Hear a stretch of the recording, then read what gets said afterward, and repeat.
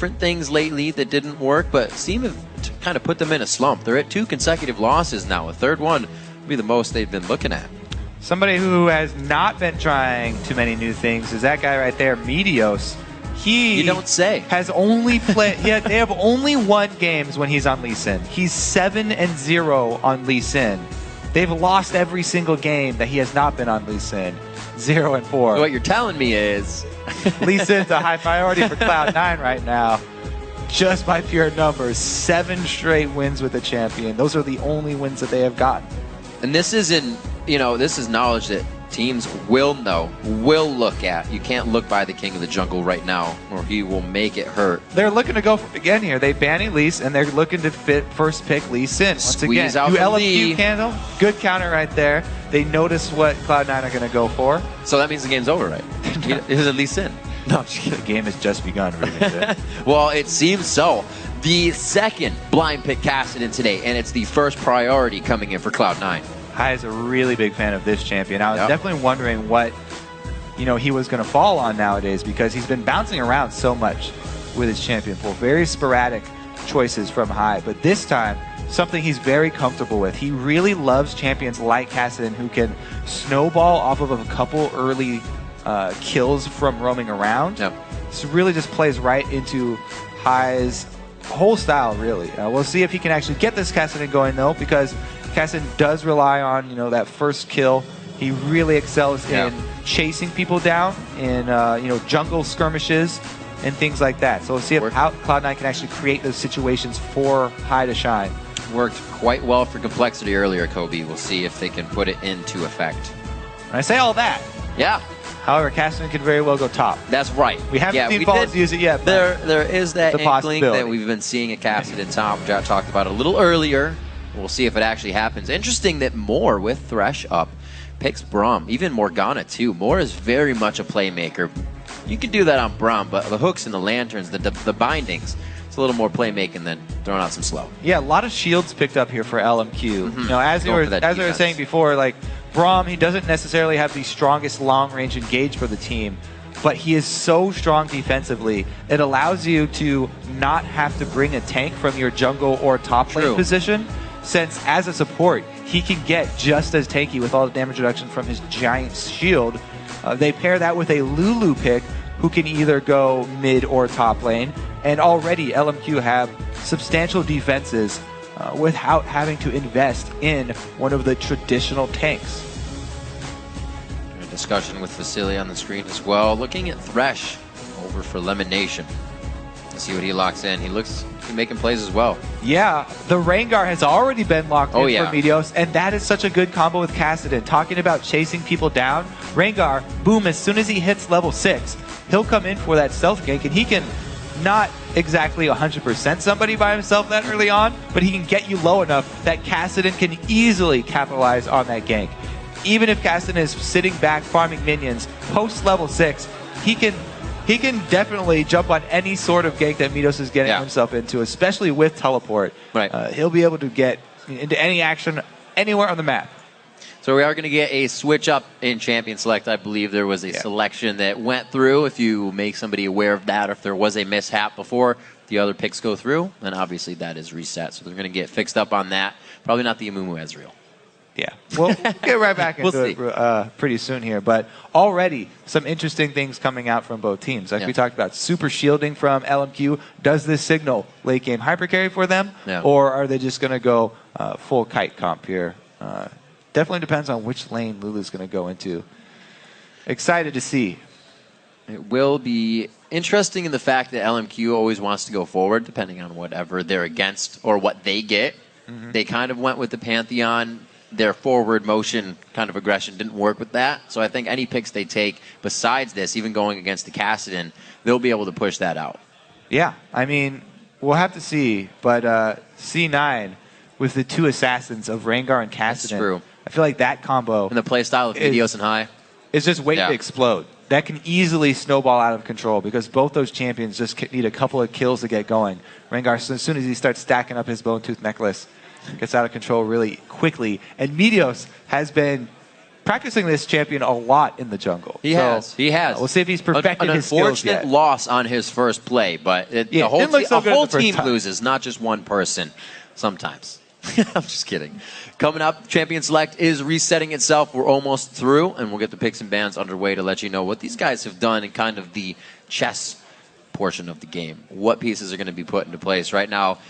Cloud9, as we said, looking at that, Kassadin, the Rengar, and the Thresh. Was really surprised that Moore didn't take that Thresh with the plays he's been coming out with. They decided to go Braum this time, and that's kind of what we were talking about. Their team's focused on shields, focused on defense. Yeah, I think it's a good idea because anytime you're going against really heavy assassin teams, stacking shields and defenses like this is a good option. So LMQ already with a pretty good game plan. We'll see if they add more on top of this because, Orianna's still up, could easily have the same combo that Duke went with Lulu plus Orianna as your solo laners and then Braum as your support.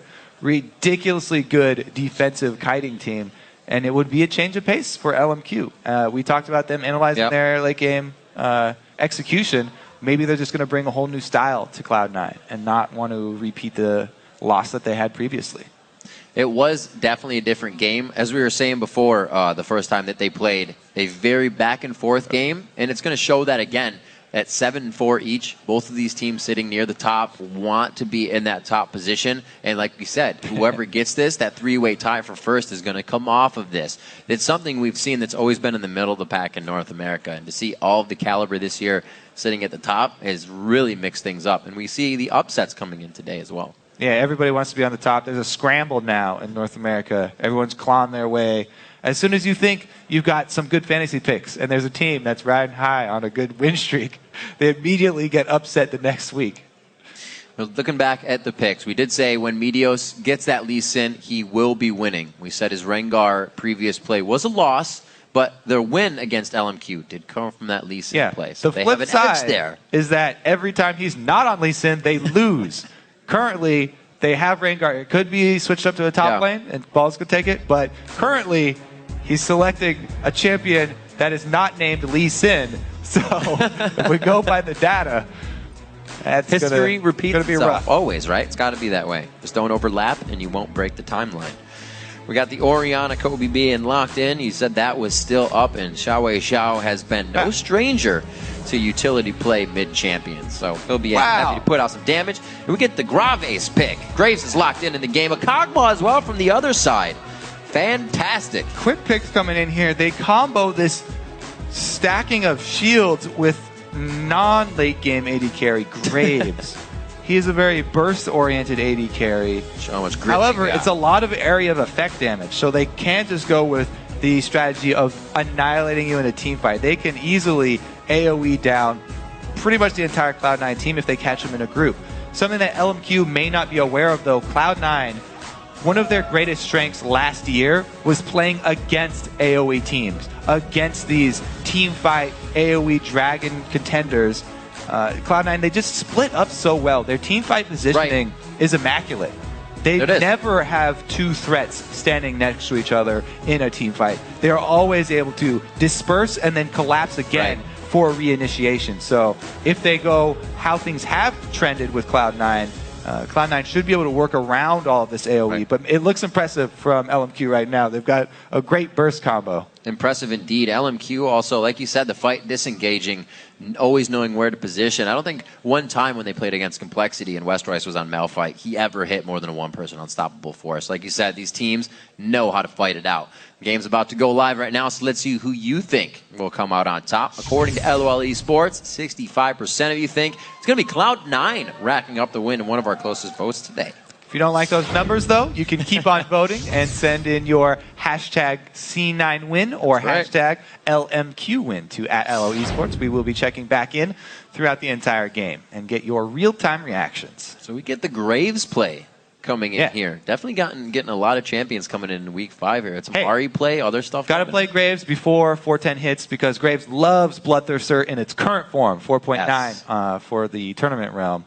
Get that last bit of love. He scales so well with just flat attack damage, all of his abilities. So he's going to get his playtime in now. I like the fact that they have that Jarvan to sink everybody in the middle, a Shockwave to sink everybody in, and then you hit collateral damage with a nice buckshot. It's all easier to say than do. But. Yeah, you don't have to kite back if you have a comp with Orianna and Lulu. Yeah. It's easy. But if you add a Jarvan into that mix, then you pretty much just switch the entire clip there, because Jarvan is almost always jumping in with the ball and going for the shockwave dunk.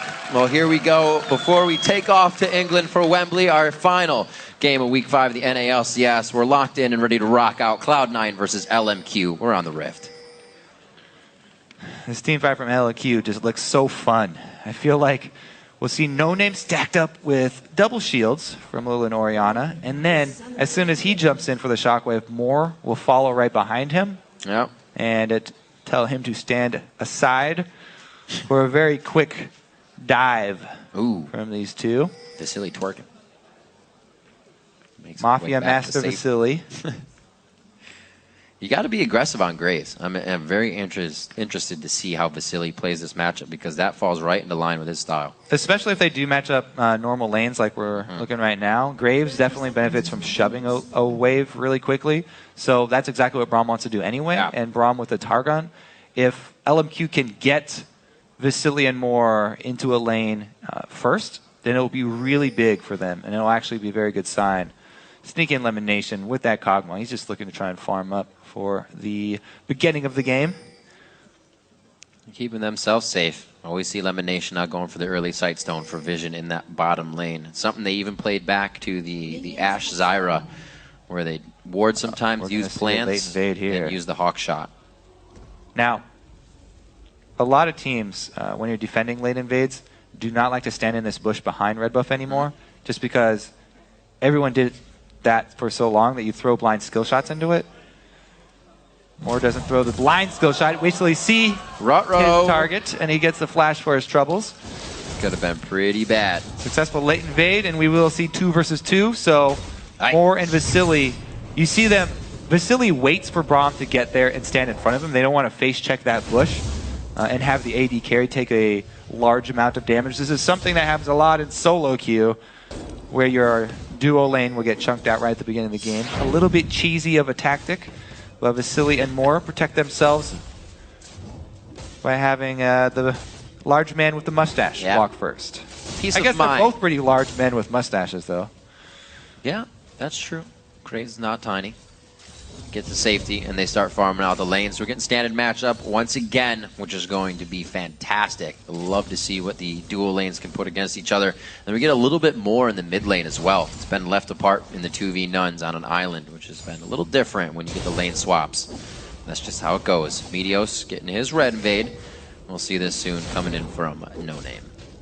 Yeah, Rengar, his early game isn't the best, so he's having a bit more trouble countering and getting the answer back to have his double buff. However, he successfully gets it, just a little bit behind. You can see an experience here. No Name off to a very good start. Now, the changes to Jarvan, meant for his laning phase for top lane Jarvans, actually helped out his jungle a lot, because the change to his passive, where it's actually more damage now, 10%, and just a longer cooldown, just means he has more burst for his gank. Since you don't really get 2 procs of it off early anyway, he just has much stronger ganks now. Very, very high impact when he comes in with a lot of burst damage with his combo. Very long route he's taking here. See if he can catch anybody off guard. I also like to track with every Jarvan here if they max double. Oh, 1, 2, 3, the lockup from concussive blows. He did not expect the extra crowd control. And No Name sneaks all the way around. The ward has been placed that would have caught No Name now. Yeah, a little bit too late on that one. Doesn't see the Jarvan come through. Jarvan is one of the hardest junglers to ward against, though, because even if you ward that spot, No Name has the option of flag and drag right over that dragon wall. So he could have gotten that gank off multiple ways. Does get first blood for himself, and that's very important for Jarvan. He really, really likes to snowball early here. Let's see what he is leveling up, because that burst damage definitely paid off there. He might just go the standard route. Q into flag. Waiting to see if anybody maxes the shield second, though. It'll be a different game for No Name this time. We'll see how much more aggressive he plays versus their game against CLG. He went 1-6-7 on that Jarvan, so well, the other thing is he is the one on LMQ who started with a sweeper. He didn't even switch it out. Whereas Cloud9, they had Lemonation start with their sweeper down in the bottom. So Lemonation having to go back early, is at least able to complete his Sightstone. And that's at least a small bonus for them. Right. He didn't have to go back before he had enough money for that. Looks like he actually might have had to sell a few small odds and ends to complete it because he has no consumables. Right. Didn't have everything he wanted. You can see Moore leaving the lane. Sneaky tries to take aggression on that. Already wasting out his mana. Felt that on Bio Arcane Barrage now. He's definitely using a lot more Caustic Spittle in that Void Ooze. All right. Now, let's take a look at this top lane matchup because Renekton versus Lulu. Lulu is a very annoying laner to go against for pretty much all melee champions. Wow, we're going to have a third champion coming up here, though. No Name does make him way up the river. He's close. Slow Lance. Glitter Lance in. He's waiting for the second round here. There goes the ward. He's going to have the Slice and Dice, and actually No Name stands in way for the Slice and Dice to occur. Unfortunate on that one. They don't get a flash out of balls either. Yeah, he did get a lot of harass down, though. We'll force him back. Now, Renekton, it's very, very good for balls that he didn't have to blow his summoner because the advantage Renekton has over Lulu is kill pressure. Oh, this is a great counter, but they have the ward there already. No Name thinks he can go versus 3. Going to be very dangerous. Flag drag over to the opposite side he wants to be on now, and it's going to be a bit of a ring around the rosy if he can get out. Full vision, waiting for the flag and drag. No. Flashes over the wall to safety and really just saves face on that one. What a hilarious series of events right there. Meteos flashes into that bush to try and get his leap strike off to close the distance, but Zhao was already out of range there, blowing his flash, and then Meteos is not able to get the jump onto No Name, who flag and drags over. Bunch of hopscotch going on in the mid lane, and actually a pink ward is wasted in the process. Somebody dropped that on accident. There's no stealth champions that they were looking to keep track of there. It was just a misclick. Happens in the heat of the moment where everybody's jumping around. Moving around, still watching pressure here. No Name, you can see his first buy, didn't even get the stone. Actually went for the damage as he goes for his lizard, and he had a pink and a green to come out of base with. So they're just trying to pressure their lead a little bit more. That was kind of foiled a little bit, and they wasted a flash or a few. But they're trying to regain position. And like Cloud9 said here, that 3-man roam team is everywhere. No Name's always with another 2 people. Well, right now, he's circling around bottom side once again. And as we said, there are many paths that Jarvan can take to gank you. A lot of them have been warded by Cloud9. However, you can go with the classic flag and drag over into the small bush there. That would still be available for him. He continues to farm, though. He wants that level 6 Cataclysm. But that gank path is always there. Secondary blue buff spawns. Looks like nobody's going for their invade. And it will just be given over to mid laners as usual. This is really got to be careful, though. Kobe High is now 7. You're going to see a bit of roaming from him, if even necessary. And that's where that first kill came from probably earlier today in his Cassiding game. See if LMQ can dodge out this aggression that may be triggered by Cloud9 soon in their roam. Blue buffs traded over. Meteos not level 6 yet, but neither is No Name, so we're not going to see those. Oh, never mind. Great timing, Riv. Meteos is also going with the Mad Treads. Probably into Feral Flare there. We haven't seen many Rangars keep Feral Flare as well, or keep Mad Treads with a Spirit item, which some other junglers do. But yeah, the Samsung junglers have done the Feral Flare Rengar as well. A lot of success for them, but Meteos trying something new for himself.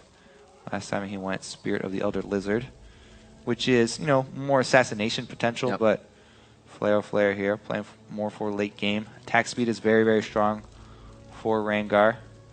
Also, Meteos wants to keep 5 stacks of Fury before he goes for a gank. You always want to stack up 5 before you pop your ulti because it does not generate them while you're in stealth anymore. It increases your rate after you pop out of stealth. So if you go into it with 5 already, then you have the highest chance of taking somebody down. And when you're in the jungle, you have an easy option of just staying at your jungle camp longer to charge those Fury up. Now that he's level 6, and he's got red buff, and he's got 5 Fury, I expect Meteos to go for a kill right now. Looks like he's headed bottom lane, and High will probably want to coordinate that with him as well. Talked about the dual assassins here. See if they can actually make it happen. This is a pretty crucial point for Cloud9 to get their snowball rolling. See what Meteos can do as he comes out of base. Looks like he will be headed down towards that bottom side. It's pushed up, though. Should come back. One more wave in. Meteos, as we've said before, even when the double jungle happens, he gets a lot of the farm. So it almost seems like the Feral Flare and him kind of hanging out in the jungle to get bigger works in his favor. Because when he comes out and he's for sure about the gank, it always goes in Cloud9's favor. Well, it looks like he has given up on bottom lane, so he might regret that, as No Name's been sitting around here looking for a gank as well. We'll see how defensively this Cloud9 bottom lane can play. If they do it right and Sneaky's up front and Lemonation plays further back, then they can just rely on the Lantern to get him out of Cataclysm or any sort of trouble that he gets himself into. Looks like they do play it sufficiently safe, and No Name gives up, gets bored. Very different. I'm sure players are getting antsy now. We would have seen Lemonation roaming for ganks as well in the different lane situation. Sneaky 77 to the 90 of Vasily in that lane pressure that they're able to put on. Going very well in that lane. And if grades can get big in this fight, it's going to be very hard for them to take him down with all the shields.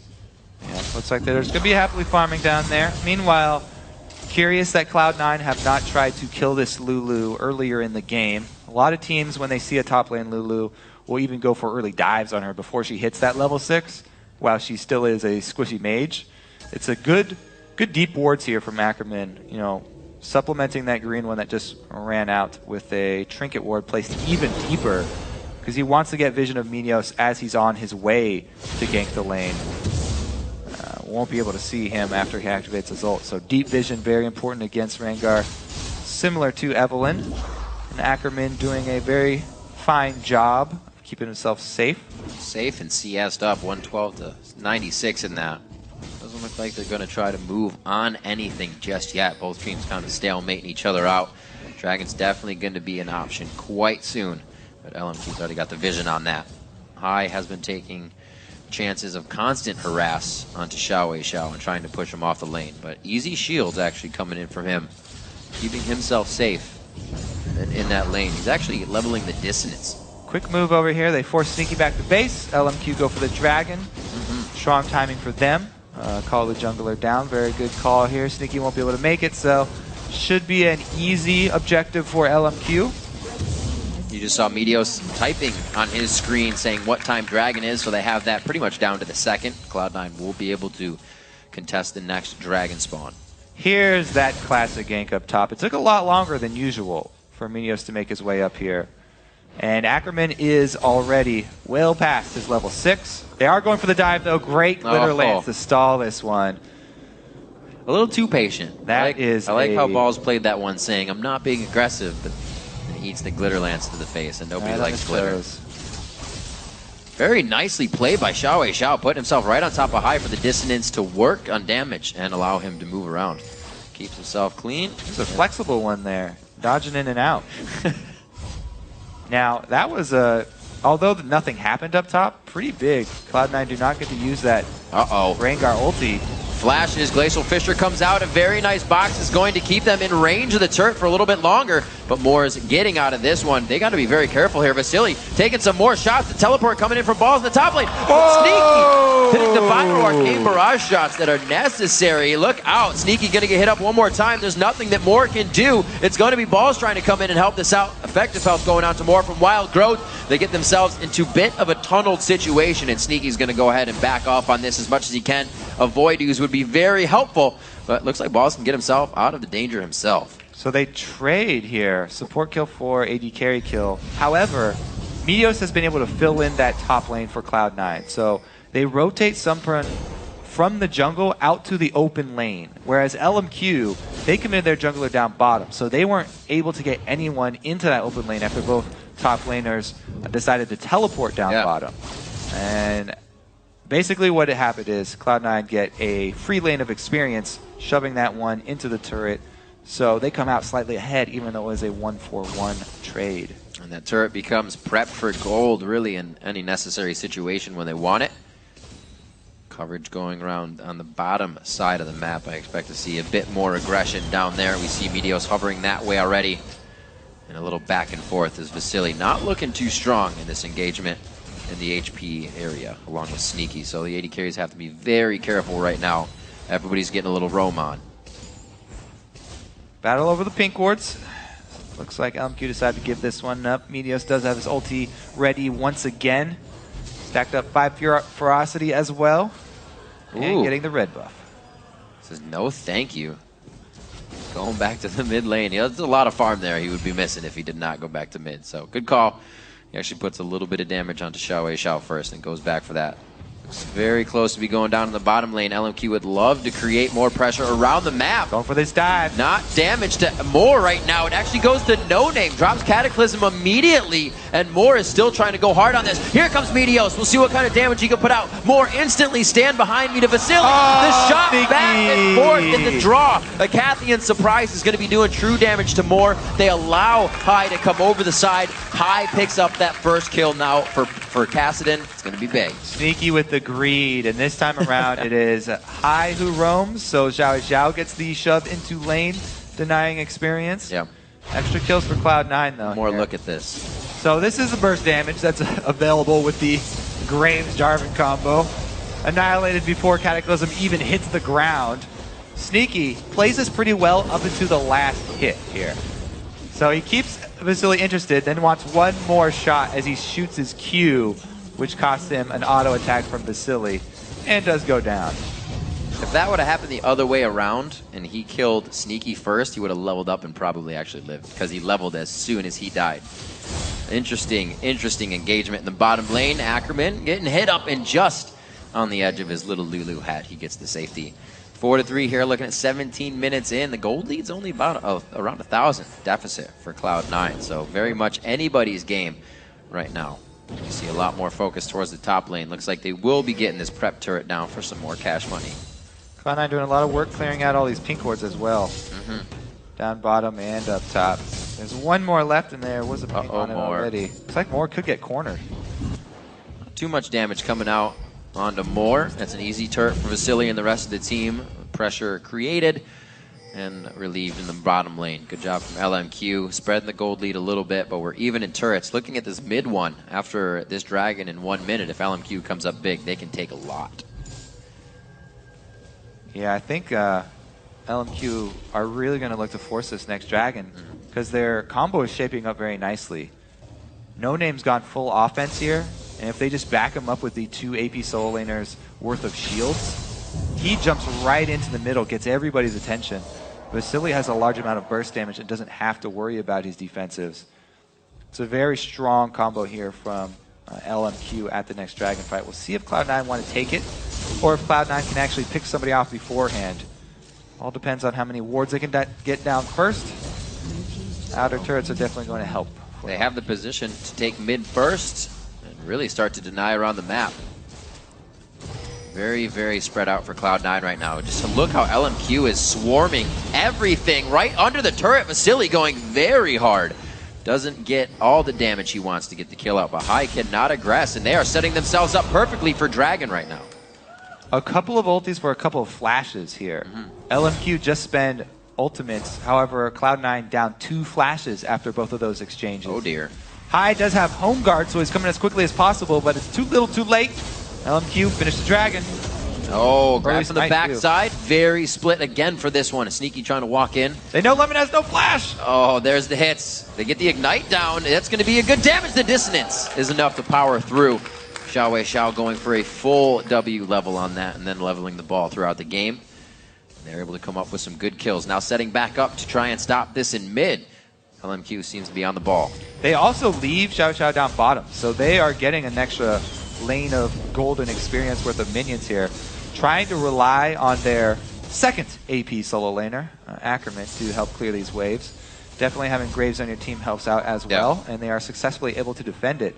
So LMQ come away very, very big, and it's all due to their aggressive style. They don't hesitate to blow these ultimates, and they take these fights. When High jumps in on Vasily has no fear. He just stands and fights him. Ackerman backs him up with the Lulu ultimate and has to blow a flash to get out. Same thing with Lemon.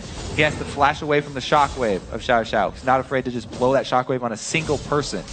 And then LMQ reap the rewards, even though they don't get kills out of these.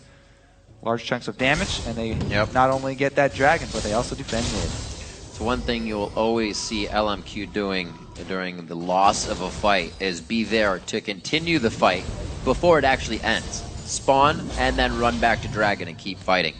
A team that will always stop going if it works or not. 5-3. Now we crest 20 minutes in the game.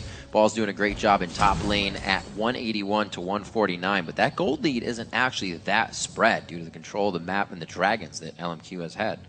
Yeah, look at that difference in mid lane is there. Really strong, and it shows in his completed items. He has a whole 2 items up on High right now because High has invested more money in his boots as well, going with the home guard. But man, a Death Cap of Fiends, Orianna just has so much more teamfight presence than even that Cassin, who's gotten a single kill to try and get going.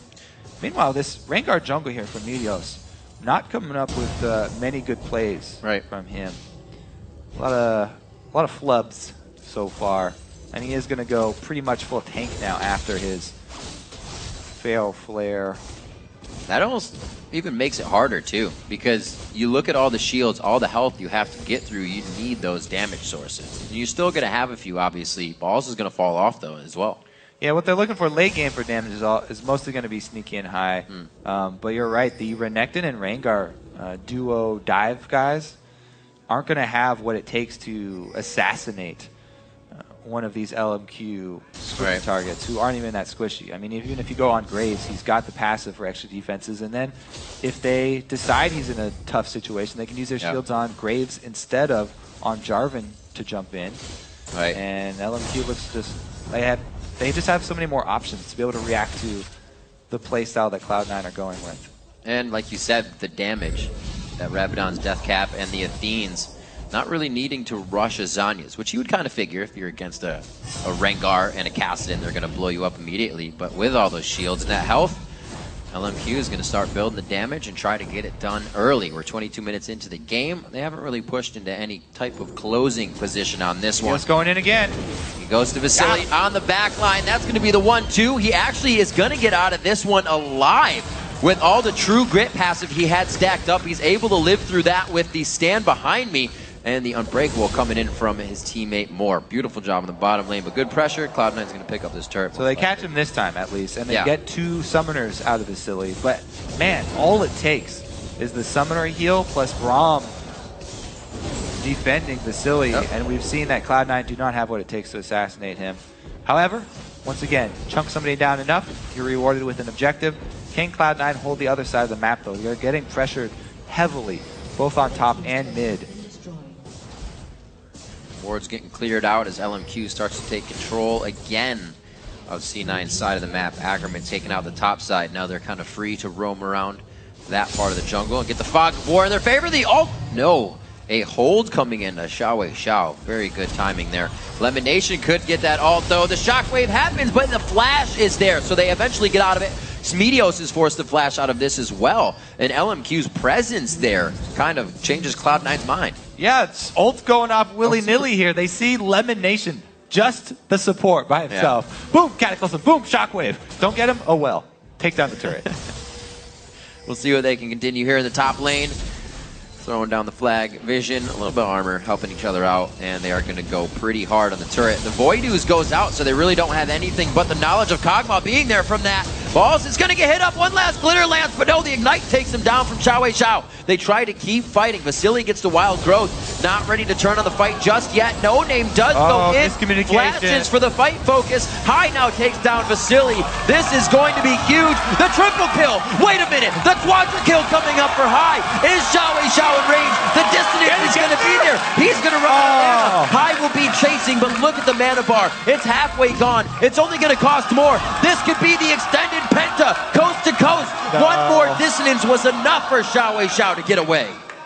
Yeah, that Rift Lock stacking up cost too much mana. But really, did you see the miscommunication there where No Name gets every single shield onto him and flashes out? Yeah. That is where this type of composition crumbles. Because you're relying on these AP solo laners as your defense, if the person you're putting these shields on bails out on the fight and doesn't hold true to the all-in strategy, then everything just goes in the trash can. Yeah. Boom. Look at that. That's over 1,000 HP worth of shields they funneled onto No Name. And then everybody else is just left holding the bag here. What are we going to do without our front line? High cleans everybody up. What a turnaround for Cloud9. They really needed that. So I'm going to go out on a limb here, Kobe. You said that High should get a few kills on Casson, and I think he's got to that point. He's got more than a few here. 5-0 for High. Zanya's completed after the last fight. Now he's what a game changer. Another hook to come in. The Wild Growth is there to save No Name. The fight can be reassessed. A 3-person shockwave. Back into the fight with Cataclysm. Moore's going to be there down to low HP. Just bleeding out. No Name finally goes down. It's 4v3. High goes down now just after getting a quadra kill. And LMQ is able to turn around into Dragon Engage. Cloud9 get overconfident. Oh, the Glitter Lance hits on the end. Once again, Glitter being the detriment to this fight. LMQ showing you what happens when we use all our giant AoE ultimates not on just Lemonation. If they hit the entire team there, blow up Cloud9. And as quickly as that, Cloud9 give, Cloud9 take away. Wow. Nobody thought that was going to happen just now. Let's go back to the inhibitor turret. LMQ somehow at Dragon, now in the base of Cloud9. 26 minutes. At 20 minutes in the game, both teams were looking eye to eye in mid. They jump everybody onto No Name, who once again fails. That Shockwave onto 3 people, Cataclysm onto 4. Everybody jumps in. High does have a Zanya's, but the front line here not going down fast enough. That's a combination we talked about, Kobe. Easier said than done, but they just did it. All the crowd control, there for Graves, there for the AoE. Little dangerous getting out of this one. Boss is going to go in. They may lose No Name, but that should be it. They get out, and look at the dissonance damage return as well. Shredding through the team. This is a fairly ridiculous game we have going. That's how it was last time, Kobe. The tug of war never ends between Cloud9 and LMQ. Passing that ball back and forth. Let's see. Cloud9 really need to regroup, though. Control this blue buff at least for themselves, because they've lost a lot on the map after that last route. What they do have going for them, still Sneaky is holding on to Baron buff. Yeah. This is pretty much the biggest champion for their team right now. They're relying a lot on that Kog'Maw for late game damage. Nidos has gotten his Feral Flare transformation finally. However, with that full defense build following it up, he's not going to be that big threat. And it's pretty much all about Sneaky and High combo. Because same thing for Balls. He's only about slow burn damage. Not going to be able to kill anybody quickly. Ooh. Sneaky is going for a dangerous, dangerous build. Really relying on that Mikhail's, relying on everything else his team can do for him. He's got to go full damage. They have to, yeah. Scary, scary stuff. But Kog'Maw, king of that late game hyper carry. He can do it. Seen it change games. The harassment from High coming in. See what he can do. A little damage assess there. Baron, like you said, still on to Sneaky. I don't think they're going to be able to use too much of that. Less than a minute left there. Word dying out that LMQ has vision on Cloud9, being very lax right now. Nothing can be pushed. Nothing can really happen. They're waiting for LMQ to make a move. Middle inhibitor down. Really, Cloud9 are licking their wounds. Trying to get Sneaky some extra cash flow. They definitely need to calm down a bit, because it looked like after this surge of confidence with that one team fight right into a Baron fight, they kind of threw their whole game plan out the window, and they forgot about spreading out. They forgot about their whole plan of team fighting against an Orianna. I mean, they just got caught off guard once again by the Shockwave, and Jarvan, Graves, easy to follow that one up. They just got demolished, really, by the Dragon. It's getting harder. Just across the board, the numbers show how this game has gone thoroughly. 3 kills for Ackerman and his solo. And these were standard lanes. Xiao, 3 kills for him. And Vasily, 3 kills. The people you don't want getting kills. Sneaky and the rest of his team. Then you start spreading those out.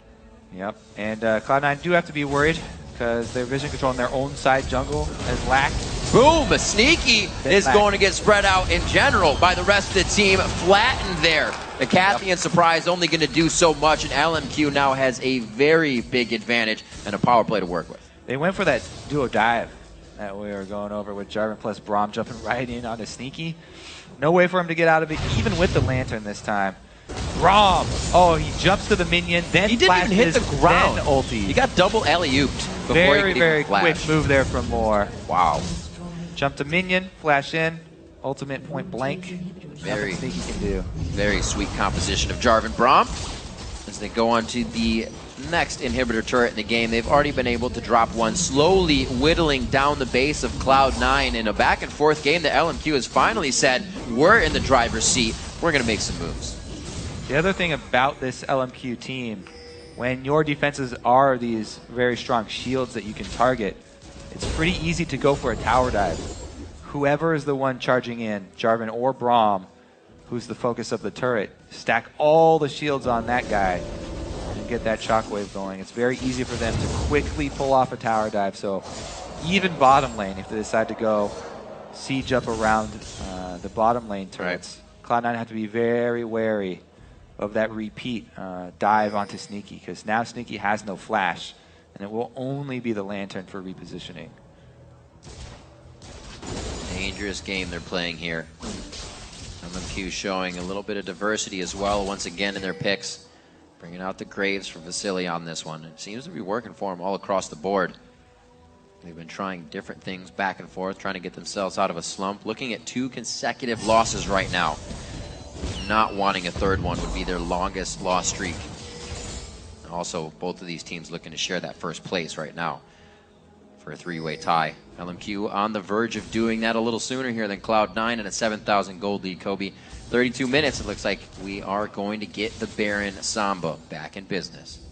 Well, LMQ have a lot of work to do to clear out wards, and they already have 2 exposed inhibitors, so they don't really need to risk a Baron. Right.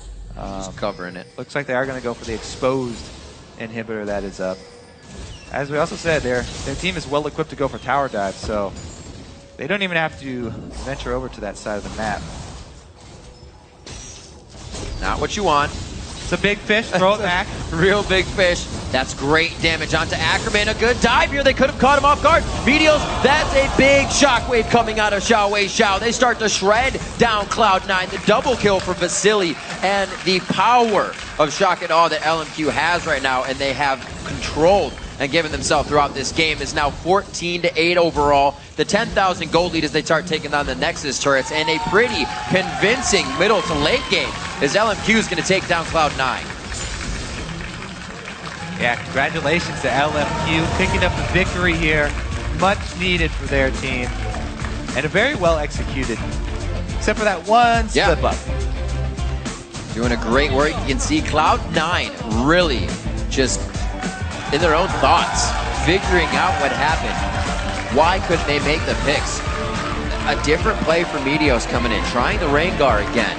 Kind of not forced on, but went for the Thero Flare, and that forced him into being not an assassinator. He had to build tanky. They lost damage from another portion of their team, and they didn't have it really from anywhere else, just hot. Yeah, rough game for Cloud9, pretty much all around. Everything they tried to get going for the early game kind of fizzled out. And going into mid, there was just way too much teamfight control from this LMQ lineup. Very hard for Cloud9 to do anything about that. They had a pretty good window, though, to be fair. LMQ gave them a very nice opening after that failed fight and then Baron. And they immediately rushed up the Dragon and got shockwaved. Like we said, they lose a fight and they keep coming back. Who would have thought that they were going to win a fight just after a quadra kill? They shut down the guy who got the quadra kill immediately, and it was like that fight never happened.